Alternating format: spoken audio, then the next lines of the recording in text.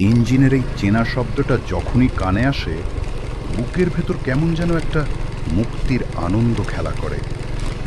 শহরের চার দেয়াল আর যান্ত্রিক জীবনটাকে পেছনে ফেলে আজকে হারিয়ে গেলাম একদম প্রকৃতির মাঝে।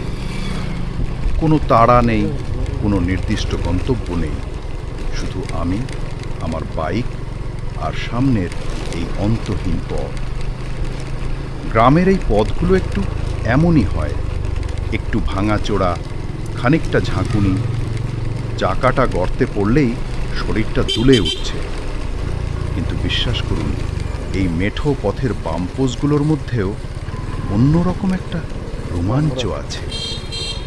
মসৃণ হাইওয়েতে হয়তো গতি পাওয়া যায়, কিন্তু মাটির এই ছোঁয়া, এই চেনা খাঁটি অনুভূতিটা শুধু এখানেই পাওয়া সম্ভব। চারপাশটা জাস্ট দেখুন, যতদূর চোখ যায় শুধু বুক জুড়ানো সবুজ আর সতেজতা।